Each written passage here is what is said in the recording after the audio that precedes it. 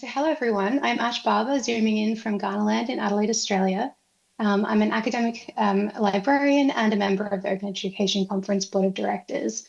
And I'm honoured to introduce this year's brilliant opening keynote speakers, James Glapa-Grossklag and Joy Shoemate. James has been deeply involved in open education since 2008. His day job is as an academic dean at College of the Canyons, a California community college. He also coordinates the California Community College's ZTC degree program, the largest ever public investment in OER.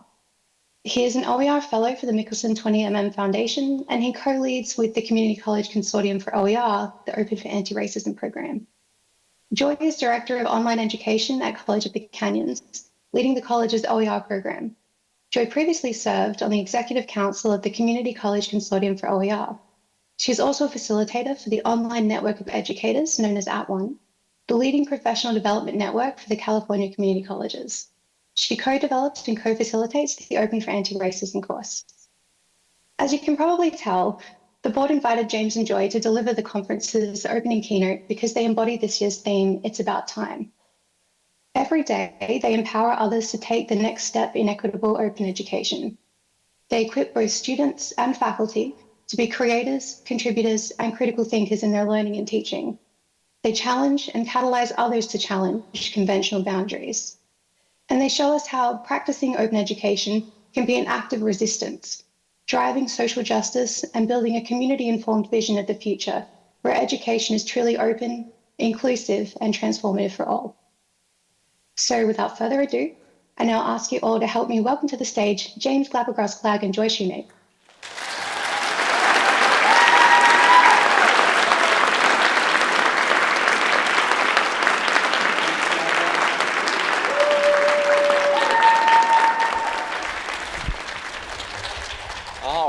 Good morning, OpenEd24. Good morning, Providence. Good morning, Zoom land. Holy cow. It's about time that we're together again. And thank you. I'll just echo the thanks that were expressed before. Thank you to Nicole Allen. Thank you to the board of the conference. Thank you to all of the reviewers and everybody who helped put together this amazing event. Thank you to everybody who's supporting the hybrid event. Thanks to our friend Ash Barber for the great introduction and supporting our colleagues who are joining us on Zoom. You know, at the college, we did one hybrid event. Just one. And we said, never again. It is really hard. So thanks everybody for your patience and your grace with the hybrid format. It's a thrill to be here. It's heartwarming to see so many friends in the audience. And all of you could be up here doing this too. And it's really humbling to know that there are people in the audience whose work has deeply, profoundly impacted the way that we think about the world. So we come to you today with no claim to originality. Our goal is to reflect your words and your work back to you as our community. And in the spirit of remixing and reusing, right? Very liberally. So, Joy, what are we going to do today? Exactly. Well, we are going to celebrate the fact. We're going to wait for the clicker to work. There we go. Okay. Whoops. Okay. One click. One. Are you clicking or am I clicking? You're clicking. Okay. Thank you. Well, we will celebrate the fact that we are here together. We're going to celebrate where we have come as a field. We're going to take a quick trip down memory lane and review the history of open education. We heard from many of you what you feel Open Ed is resisting. So we're going to highlight and amplify your words that you shared with us. And then we're going to conclude by challenging you all. So we hope you'll stay with us here. Yes. So the last time we were together in person was 2019 in Phoenix. Thank you, Lisa, and the Maricopa crew for hosting that. Before that, we were in Niagara Falls, 2018. And how many of you remember this? Nicole Allen up on this proverbial stage announcing that the collective we had saved our students $1 billion through the use of open educational resources. Was anybody there? Some of us were there. It's amazing. And it's amazing to think that was the collective us. individuals acting together sometimes alone, but all of us acting not without some central state telling us what to do, not with some conglomerate corporation telling us what to do, goodness knows, but we accomplish this. It's pretty remarkable. So there's a lot more good news to celebrate about where we are as a field. It's an incredibly vital, healthy field today, open education. We also see the just stunning number of regional and state summits, OER summits, open education summits. I think I got the Northeast OER summit email last night. So, there's just so much great stuff happening out there around the country that, again, we are collectively putting together. We are organizing, we are hosting, we're lifting up our own work, which is fantastic, not doing it, with some central command. Correct. So lots of great things happening in our field. Out in California, you might know that we are fortunate to enjoy a $115 million investment by the state in the California community colleges. Amazing. Absolutely. So shout out to all the California folks waking up on Zoom today, waking up, tuning in. Thanks for being here. It's great news in California. We've awarded so far $46 million in grants to our California community colleges, to our 115 community colleges, to develop zero textbook cost pathways to serve our 2 million students. And currently, our colleges are working on over 400 programs. So lots of great news coming out of California, and lots of dollar signs. Yes. Right? I mean, that's a big number. That's lots of money. And our colleges will be saving students a lot of money, and that is absolutely positively one of the things that our legislature wanted as an outcome. Dollar savings for students. So that's important, absolutely. But that's not the only thing, right? There's much more. We heard, I think Lindsay made reference to social justice, and we saw equity come up in the Mentimeter exercise. So another sign of the health of our field is the really maturing and evolving research agenda. You can see, here's a screenshot of an article that really impressed me recently. Virginia Clinton, Jasmine Roberts-Cruz, and Lindsay also expanded on what many of us were raised with in OER, the COOP framework, right? Cost, outcomes, understanding, and perceptions. We were sort of brought up to think that's the way you think about impact.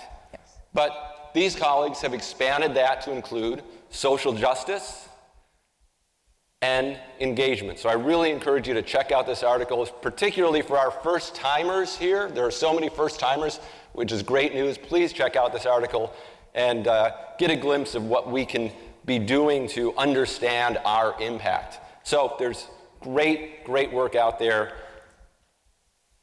And if we go back to the early days of open education and thinking about open education, we see that it wasn't always about dollar signs.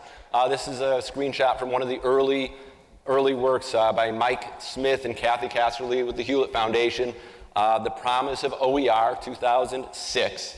They spoke about the importance of the world's knowledge being a public good, and also the opportunity that the World Wide Web would bring to everyone to reuse and share that knowledge. And I don't know if that's what we think of the World Wide Web as today, but it wasn't all about dollar signs, right? The Cape Town Declaration in 2008, also a seminal work in the early days of open education, spoke about freedom to use and learn without constraint. Today, with platform capitalism and open washing, it's difficult to really think about using material without constraint, particularly for our students who are exposed to digital surveillance all the time. And the Cape Town Declaration also spoke about participatory culture, which is terrific, going back to engagement. But again, it wasn't always about the dollar signs, right? The dollar signs are important. We understand that. And there's so much more that we can do. And the roots also go back even farther, don't they, Joy? Exactly. Well, these calls for knowledge to be openly available and accessible to all really have their roots in other fields beyond open education. So we've learned from our good friend and great scholar, Dr. Jasmine Roberts-Cruz, about that intersection between what Black feminist pedagogy is calling for and what we all are trying to accomplish here in open education. So a big thanks to Dr. Jasmine Roberts-Cruz and her great work. Yes. So we know that Black feminist pedagogy tells us that educational systems are patriarchal. Surprise, surprise. Surprise, surprise. Surprise, Still? That white feminist pedagogy often ignores the intersection of race and class. Newsflash. And that some Black educational thought, once again, is patriarchal and ignores the gendered and racialized realities of Black women and girls. But we can take this a step further. And Maya Angelou shares with us that all information belongs to everybody all the time. It should be available. It should be accessible to the child, to the woman, to the man, to the old person, to the semi-literate, to the presidents of the universities, to everyone. It should be open. So this could be the Cape Town Declaration. It could be. Yeah. It sounds as if Maya Angelou is an open educator. We'll move on. Bell Hooks tells us that multiculturalism compels all of us educators to recognize the narrow boundaries that have shaped the way knowledge is shared in the classroom. It forces us all to recognize our complicity in accepting and perpetuating biases of any kind. And this idea of complicity always makes me think about the words of Robin DeRosa, who wrote in 2015. It's kind of intimidating, she's sitting right there. That we don't want to be part of a movement that focuses on replacing static, overpriced textbooks with static, free textbooks. And then in my head, I also think, I don't want to be a part of a movement that replaces pricey white supremacy and patriarchy with free white supremacy and patriarchy, right? So the point is that our roots in open education are in resistance. Our roots come out of resistance, not out of dollar signs. So to continue quoting Robin, she wrote, textbooks, if we don't re-theorize them, have generally been repositories for the master's ideas. And of course, again, with her sitting here, it's kind of, I'm going out on a limb. I think she was echoing Audre Lorde, who wrote, for the master's tools will never dismantle the master's house. They may allow us to temporarily beat him at his own game, but they will never enable us to bring about genuine change. So again, the roots are in resistance, and that's a good place to be. We see here some symbols of resistance through the 20th century, early 21st century. So of course, on the left-hand side, you see what maybe historians will know as the Guy Fawkes mask from the failed 1615 gunpowder plot, but that's just me as an historian. Most of us will know that mask, associate that with the hacktivist group Anonymous, or the Occupy movement, or the movie V for Vendetta, or the original graphic novel V for Vendetta, in which a group of anarchists was trying to resist an authoritarian regime. On the other side of the screen, you see the peace symbol. We don't see the peace symbol often enough these days, I suppose, but we see the peace symbol. This came out of the Campaign for Nuclear Disarmament in England. It was created in 1958. It was quickly reproduced as buttons and pins, and because it was never copyrighted or trademarked, it easily made its way across the Atlantic, where it became associated with the anti-war peace movement in the United States. And then in the middle there, you'll see the pussy hat to represent women's rights. That emerged in 2016 in advance of the Women's March on Washington in 2017. And James, we're about a month away. I hope we're not grabbing for those in a month. No, let us hope that we shall not be grabbing. Yeah. Indeed. Yeah. Indeed. Another symbol we all know for resistance is the raised fist, of course, and it's been used a lot throughout history. In the 20th century, early 20th century, it was used by the IWW, or the Wobblies, a good old-fashioned anarchist labor union that was fighting the good fight against the employer class. They used it as a symbol of solidarity. Later in the 20th century, it was used by communists and socialists as the red salute, fighting against fascists. Later in the century, it was used by Tommy Smith and John Carlos. And John Carlos. I always mess up those names. Tommy Smith and John Carlos as a symbol of black power and black resistance at the 1968 Mexico City Olympics. So again, good place to be in resistance with these examples.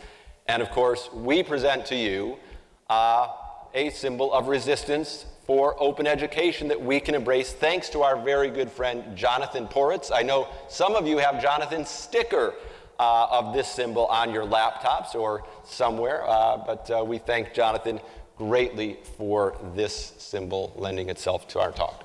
Yeah. So we need resistance now more than ever. We are in the poly crisis. You can see the definition of the poly crisis over on the side of the screen there. Great disagreement, confusion, suffering, or today's news cycle, right? It's just today's news cycle. But the weight of the world is on us. And here we're stealing liberally from Catherine Cronin. I don't know, is Catherine in the room? Did Catherine make it? Catherine Cronin and Laura Chernevich, and their terrific keynote at the OER24 conference in Cork, Ireland, in which they used the poly crisis as the launch of their great talk. But it's a heavy time, so we need resistance more than ever. Exactly. So we asked some of you to share with us what aspects of the poly crisis you feel open education is resisting. And what you shared with us is that open education is resisting capitalism, climate change, the lack of faith in democracy, and the master's narratives. So, as it relates to capitalism, what you told us is that open education is resistance to the economic power imbalance, where only the economically powerful get access to information. To me, this really echoes Maya Angelou's quote. Yeah. Next, you shared that you're resisting corporate profiteering and one-size-fits-all course materials that don't reflect our student body. And as it pertains to climate change, you told us that open education in this moment calls for a shared climate literacy and new cultures of empowerment to act together. And you said, let's all be ambassadors for connecting open practices in climate access, open access to rapidly developing and age-old knowledge. We can do that with openly licensed knowledge. Exactly. And in terms of maybe the lack of faith in democracy, you shared that open education is not a spectator sport. It requires active participation, and that you're resisting the ways that historically dominant narratives and perspectives about what's true strive to retain power and exclude other voices.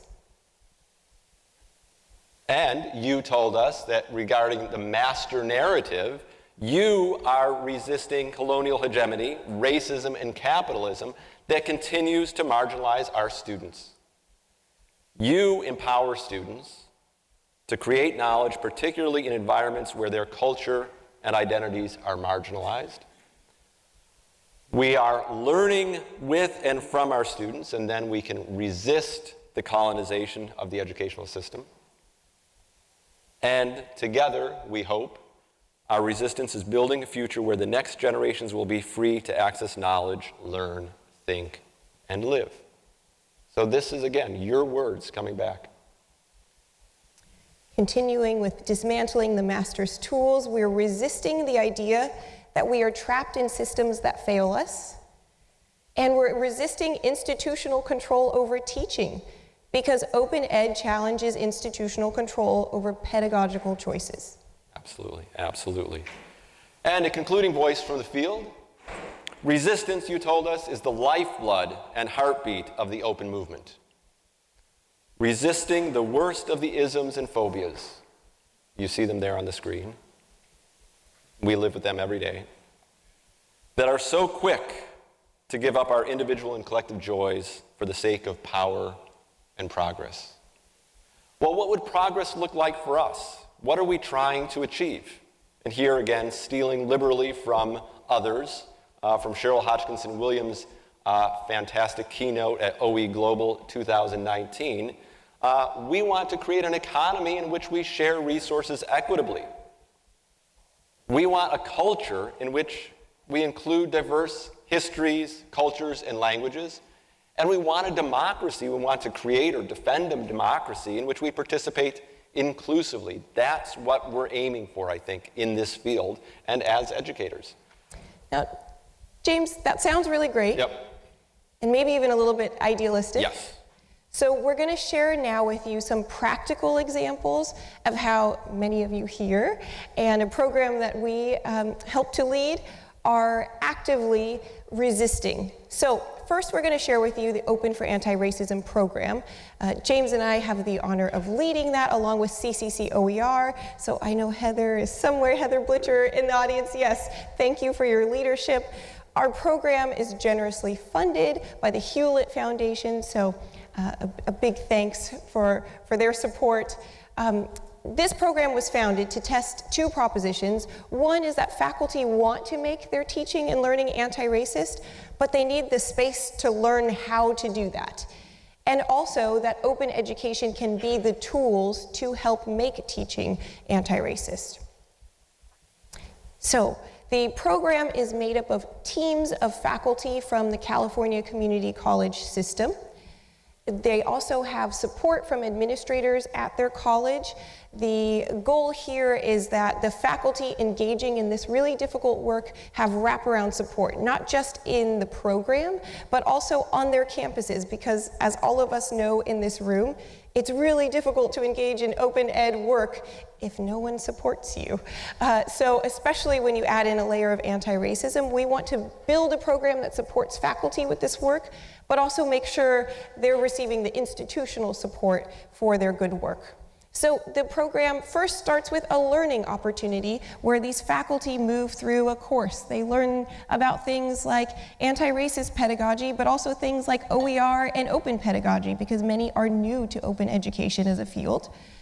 They conclude their learning experience with an action plan, so a commitment to making a change in their course in the immediate next semester. That's really important because I don't know about you, but a lot of times I'll engage in professional development opportunities and I walk away feeling really inspired. And then I see all the emails in my inbox and that inspiration very quickly dwindles and I get sucked into the machine of my work once again.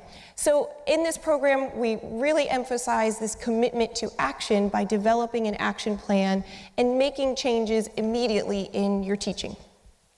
We offer ongoing support in the form of coaching and webinars, and then we conclude with collecting data because we want to be able to document the impact of this work. So on the screen, you'll see our working definition of anti-racist pedagogy. Again, James and I are by no means experts in this work, and this definition continues to evolve for us and for the educators in which we work in this program. But it calls for us to be explicitly race conscious and to recognize our own identity and position and power and privilege, to think systemically and structurally, to really analyze and reflect on our discipline's history. So whose voice is included in our disciplines? And how is knowledge defined in our disciplines? This also gives us an opportunity to include diverse voices and perspectives and invite students to contribute. So hopefully you're seeing here the very clear intersection between open education and anti-racist pedagogy. So these are an example of two webinars, two of many that we host to support our faculty colleagues as they're moving through the OFAR program.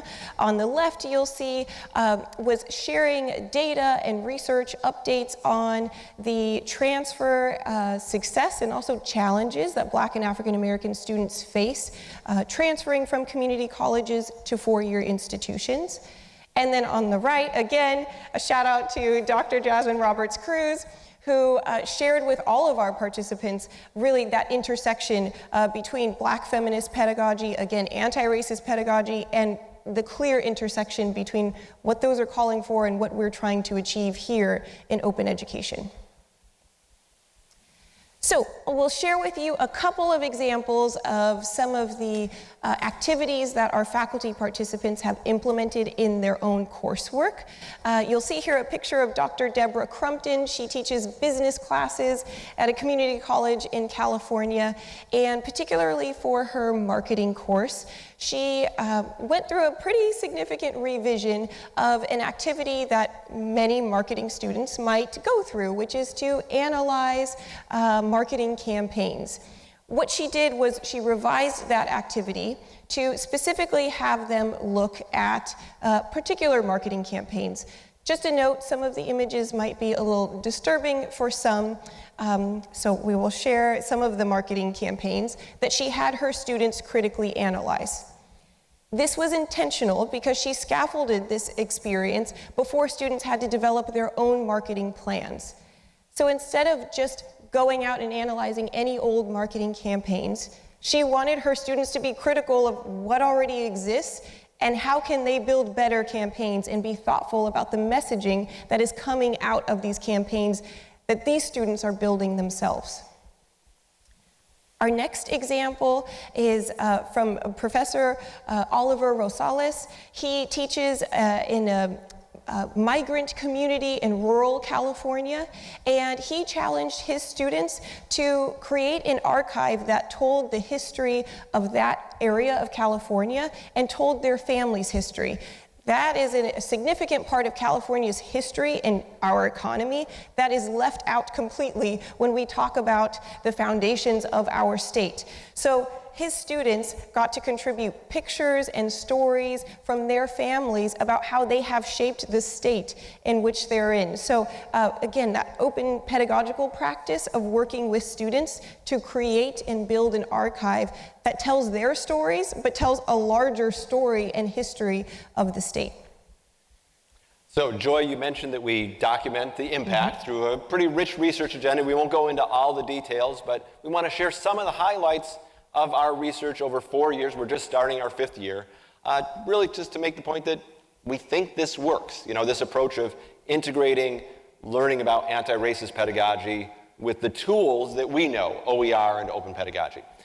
So over 4 years, 89% of our faculty, 89% of the faculty participants said that participating in the program improved their anti-racist teaching practices, so pretty fantastic there. 75% of students over 4 years told us that the courses tapped into their cultural and racial identity to make the learning more meaningful to them. 100% of the supporting administrators said that they were providing institutional support, but I guess as a fellow administrator, I know how easy it is to, overstate. That's what we're trained to do, right? It's always sunny on our institution side of the street. Very exciting, though, is the last data point there, that on average, 14% there was a 14% increase in the self-confidence of the faculty participants to discuss topics of racism and anti-racism with their students. Prior to the program, they didn't feel confident. After the program, they felt confident. So that's a really great takeaway for us. Also, one of the sponsoring administrators told us, we have a group of faculty that are not supportive of DEI or anti-racist initiatives, and in fact, actively lobby to stop them. This is in California, can you imagine, other places. The more faculty we have with anti-racist skill sets, the more successful we will be in becoming an anti-racist college. And that's why we bring teams into the program and ask for them to have the support of their administration. Overall, over 4 years, for Black and Latinx students taking classes that were part of the implementation of the action plans, there was a 3.6% increase in their success rates compared to students in the same classes a year earlier. So the success rates going up for those students. Although I will say on that note, the first 2 years of our data were from the middle of COVID, so if there are any researchers in the audience, you know those 2 years of data are kind of wonky. For our 4th year, we see 98% of our student participants, or the students in the classes of our participants, 98% said that they felt there were opportunities to provide their own perspectives and experiences. Again, open pedagogy in action. 98% agreed that instructors helped students to develop a sense of community. 88% felt more engaged compared to other classes. And 98% agreed that class discussions were valuable in appreciating different perspectives. So again, integrating the anti-racist pedagogy with the tools that we know of OER and open education seems to work across 4 years so far. And if this sounds interesting to you, yes, you can adopt, adapt, pull apart these courses if you are interested. We have shared a facilitated and self-paced version in Canvas Commons, so you can find those links on the QR code there. We welcome you to pull the resources that we have already put together and do with it what you will, but we hope that this can make an impact on your campuses and that you can pull from what already exists and spread this good word. Yes, and thank you to Ash Online for putting all the links to the resources in the chat. Really appreciate that, Ash. Exactly. And we are quite humbled and very grateful to have been awarded the Open Education Award just last month, along with CCC OER.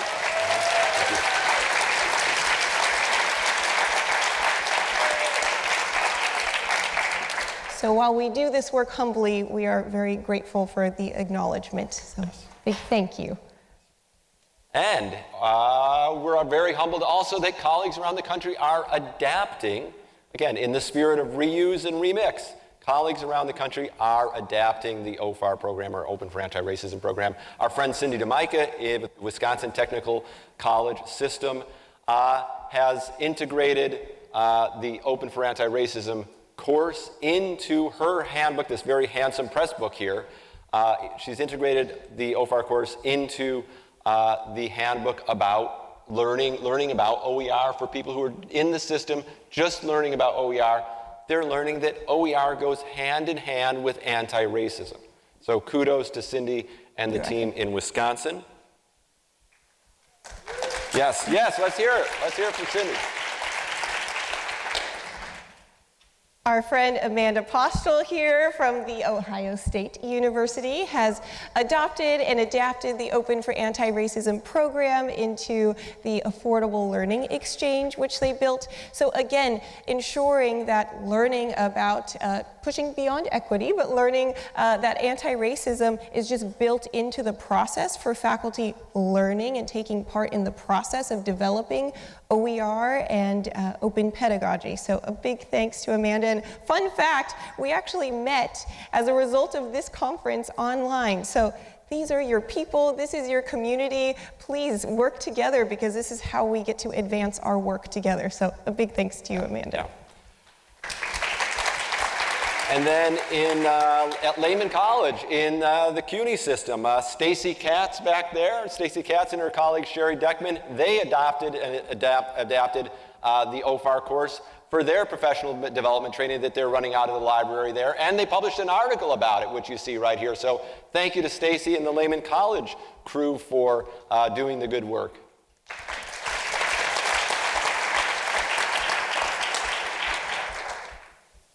And last but not least, our very good friend, Dr. Kim Gruey, who also helped co-develop and still co-facilitates the Open for Anti-Racism program. She works for Northern Virginia Community College, and as you might guess, they can't use the word anti-racism in Virginia. And you might be from states where this work is not exactly welcome.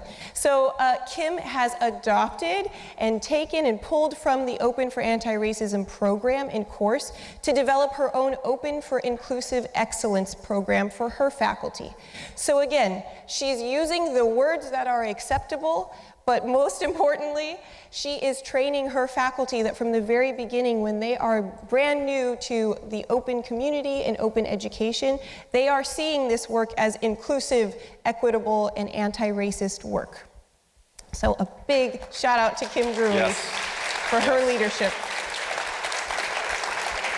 And a big shout out to all of those who contributed and gave us the great words that we've been sharing. Thanks to everybody here, online.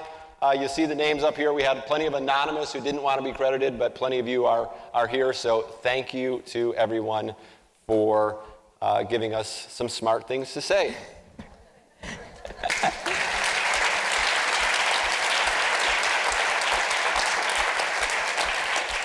And with that, we will leave you with the call that it's about time to resist, to lean in and embrace our roots in resistance, not just the dollar signs. As you see with the symbols again, it's good company to be in. And if you would, and our challenge to you is that I don't forget my line, but That's all right. our challenge to you is during the conference to find an ally, not just a friend. Find an ally during the conference. Take 5 minutes, talk with somebody, share how you are resisting in your work. What does your work resist? Or what do you want to resist? Find an ally, craft a plan, collaborate like Joy and Amanda found each other at this conference. Do that while you're here. And if you do that, and find us during the conference, then what? Get a shirt. You get a shirt. Us. If you want a shirt, you get a shirt. So there's your homework. And we'll leave you with this. Yes, parting words from our good friend Apurva Ashok. Oh, Apurva. Yeah. Resistance is hope. Open is resistance. So with that, we will turn it over to you. We got a question back here? Oh, you find us. You got to come find us. Yeah, you have to come find us. Yes. You have to come find us. Yes. And tell us what your plan is to resist. Yes. And so now we've still got a few minutes, I think, to hear from you here. We've got a runner with a mic. Is that the mic over there? Haley has the mic over there. So Exactly. we would like to hear, and Annika has a mic over there. So we would like to hear from you how you are resisting, what you are resisting, and what you're going to do about Yes. And the poly crisis. Those who are online, if you want to type your contributions into the chat or Q&A, we'll be sure to read those aloud. Someone will. So we've got a mic over here. Oh, I win. Okay. Go ahead and stand up, please.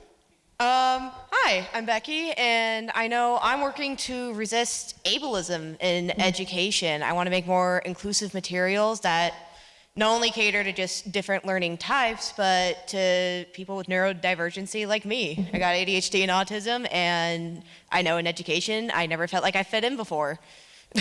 Thank you, Becky. Yes, ableism, neurodivergence, absolutely. Thank you. And Annika, do we have somebody over here? We do. Hello. Hi, my name is Imani Spence. I'm from the University of Houston, and I've been resisting educational information about reproductive justice by working with Wikipedia edit-a-thons to bring more information about specifically abortion in America, and making those articles translatable into Spanish, which is also a language, Yes. freedom, literacy issue. So yeah, I'm excited. Fantastic. Excellent. Thank you. Do we have more comments over here? And then we'll go to online. Yes. Hi. Tricia Boucher, also from Texas State University. As a state-funded university, DEI has become a dirty word, but we are leaning heavily into inclusion and belonging and using those I'm resisting by turning words into what we can use and using them to explain DEI. Yes, absolutely. Thank you. Yeah. Thank you. Yes, as Joy said, we recognize that's a challenge. I mean, we are very, very privileged in California to be able to do certain things. Mm-hmm. Yes, so we have one from Audrey Cross saying, I think listening to students is the best way to resist this, especially if you have diverse students. The diversity is baked in. Yes, absolutely. Thank you. Students, and boy, that goes to the heart of open pedagogy. Absolutely. Other comments? Hi, my name is Shantine Deputy from Northland Pioneer College in Arizona. And something that really, really resonated with me during your presentation. So I work with 3 tribal nations, and this is my first semester teaching college success in a holistic approach. And I haven't developed an OER or pulled and reused OER textbook, and I've really been struggling to connect with my students using the textbook that we have now. And so this idea for the master's tools will never dismantle the master's house. They may allow us temporarily to beat him at his own game, but they will never enable us to bring about genuine change. Really just struck a chord with me. I really appreciate that, and it's going to really motivate me to really change up the way I'm teaching those skills to first generation students. Thank you. Thank you. Thank you. Thank you. We have more comments from the audience. We have a lot of great ideas already of people, the way people are resisting. We've got a comment here in the middle. So take note of who's sharing these ideas and find them, craft a plan, then come find us and you get a shirt. Okay. My name is Morgan Briles. I'm at the University of Oklahoma. For those who don't know, there are 39 federally recognized tribes in the state of Oklahoma, so Native students are a large portion of our student body. I am working with our Native American Studies liaison to do a survey of text with an Indigenous perspective so we can start making those students feel like they belong. Similar to Texas, we are focusing on belonging, since DEI is a dirty word. But I'm very excited and very inspired by this presentation. Well, thank you. We are inspired by you.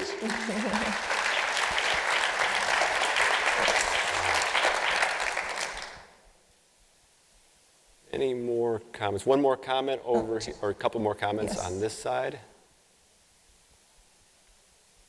Oh, thank you. no, I am Dominique Sheffield-Dunant from York University, Toronto, Canada. And I am making a call for action to actually resist the monolingual aspect of open education. In my universities, there is 170 languages spoken by students. Therefore, we need to translate, reuse any OER that exists in all our repositories and have the community adapt them in their different languages if you want to answer the students' special needs and reach them in the language where they learn the best. Thank you. Yeah, thank you. Yes.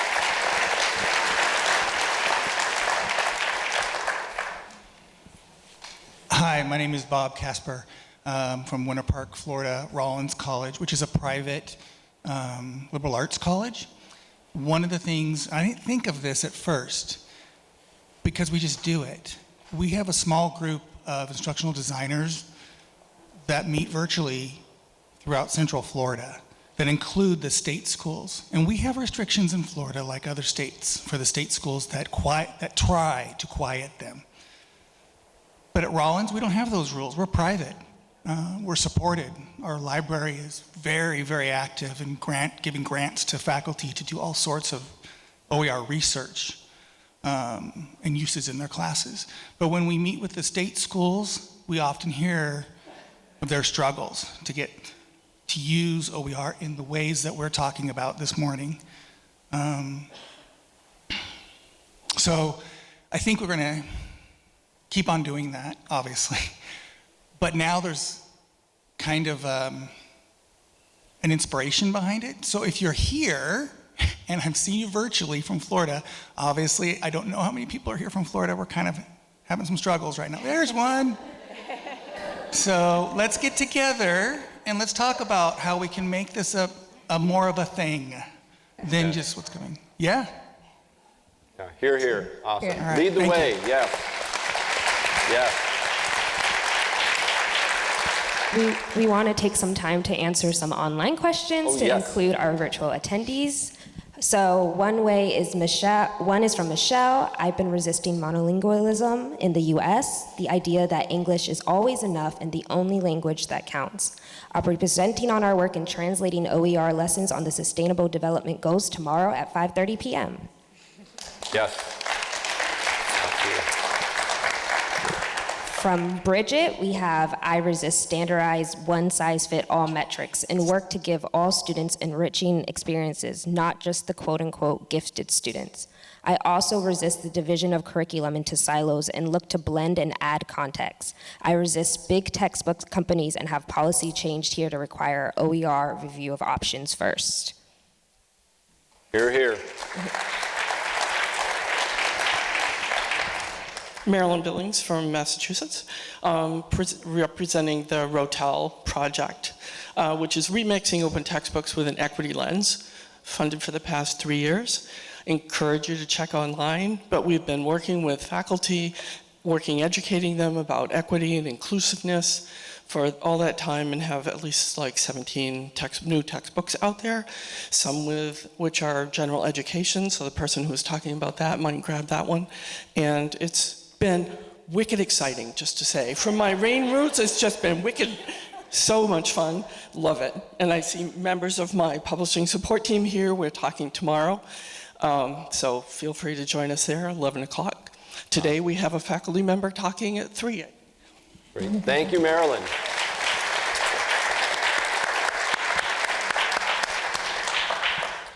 Hi, everyone. My name is Marissa Martinez, and I am with the Michelson 20MM Foundation. We're a sponsor of this event. And we are resisting by building student power and building the capacity of students to organize on their campuses in the California higher education system. And I have 2 textbook affordability fellows from our foundation on either side of me, who are doing really amazing work at their campuses and their institutions to fight against automatic textbook billing and textbook publishers. So I'll pass the mic over real quick to one of our fellows, Katie, so she can talk about the work she's doing. Yeah, I've been resisting the idea of profit over students by focusing on having student involvement and the idea of textbook affordability, and really pushing the idea that automatic textbook billing isn't great for students, and students shouldn't be paying extra when they can be getting better, more equitable resources for free. So, yeah. Yeah, hear, hear.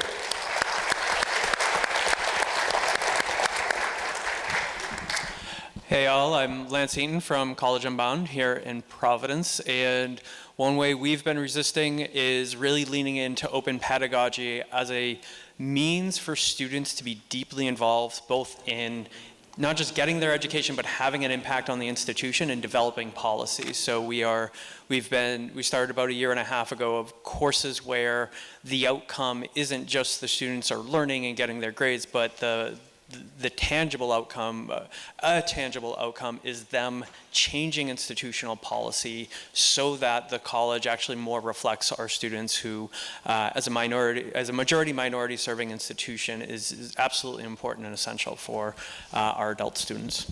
Awesome. Great.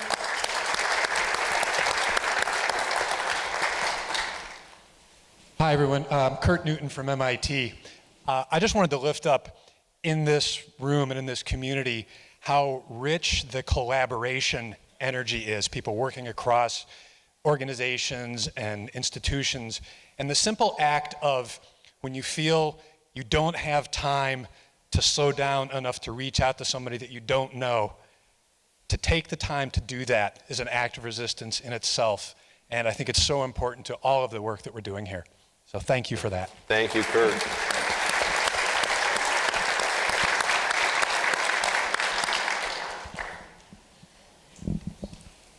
Hello, I'm Heather Crane. I'm from Embry-Riddle Aeronautical University in Daytona Beach, Florida. So shout out to the Florida over there too. We recently saw a huge outcry from students about the expensive homework softwares that they're being forced to buy to be able to do their homework. So I'm resisting basically taking advantage of students and forcing them to pay to be able to do their homework. Yes.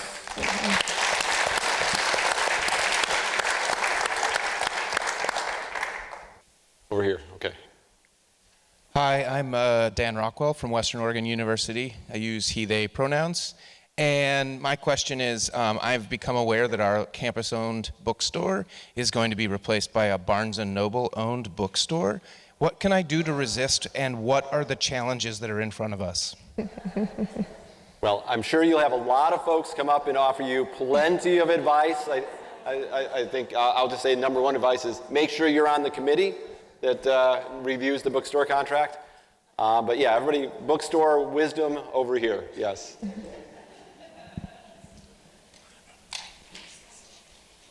Hi, everybody. My name is Tanya Howe. I am from George Mason University, a former teacher of the humanities at a private liberal arts institution that canceled all of their humanities. So a little bit of backstory, but I just wanted to advocate for a place of resistance in your rank and tenure committees, because infrastructure matters, and I think that's really important. Thank you.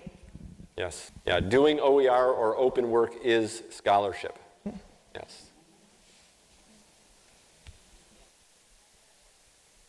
Thanks.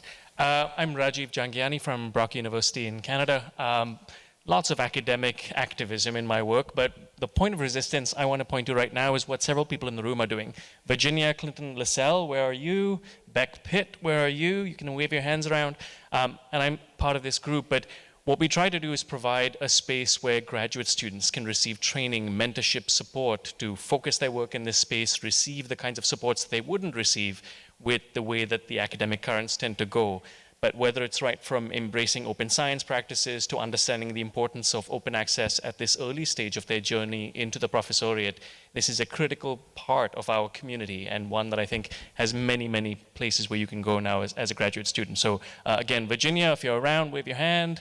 On that side of the room, Beck Pitt, I see over here from the Global OER Graduate Network as well, and come talk to any of us if you're interested in doing that kind of work or expanding it. Yes, awesome. Thank you, Rajiv.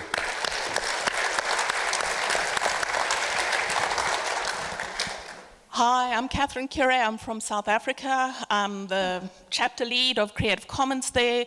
I work both in K-12. We are, one of the things I've got to talk soon, we're talking about resisting. Our copyright law is literally an apartheid era. It goes back to 1978, and we've had an almost 2-decade challenge to try and change it because it is very limiting. Also, tax legislation to make tax-deductible donations required to make OER.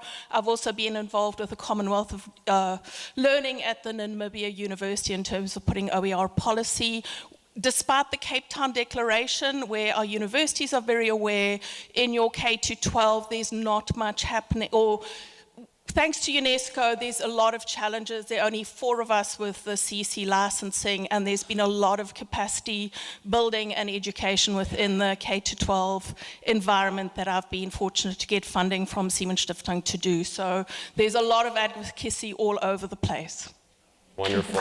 Yeah. Hi, I'm Tanya.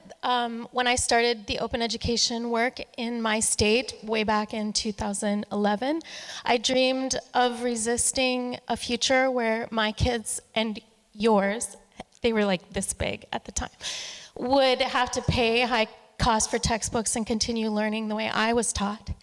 And today, my son's teacher is here. It's all the things I dreamed of. Not every teacher in his college adopted open textbooks in my state, but there's one, and he's here, and I'm so grateful. And so thank you to Michael Timonek. Okay, I think we got time for one last one, I think. Hi all, my name's Haley Norris. I'm from Indiana University. So a way that I'm resisting is actually using OER to simulate the same community interaction and community learning that a lot of like BIPOC kids get.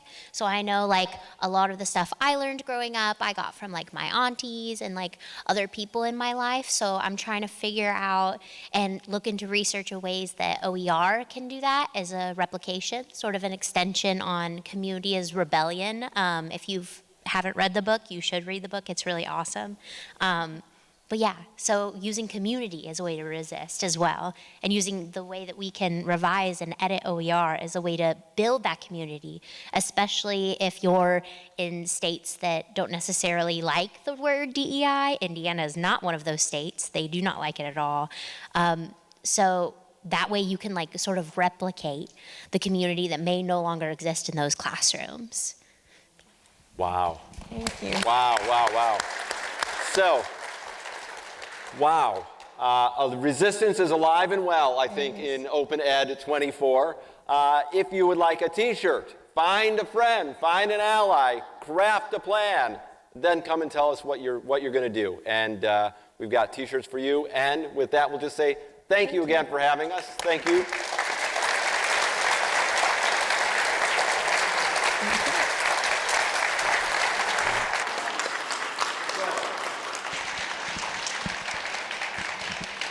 Thank you to James and Joy for that amazing keynote.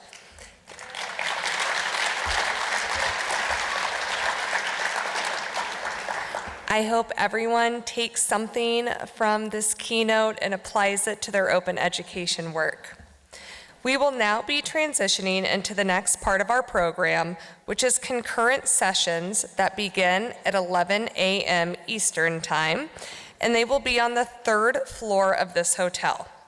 You can find the program on Sketch and choose which sessions you want to attend.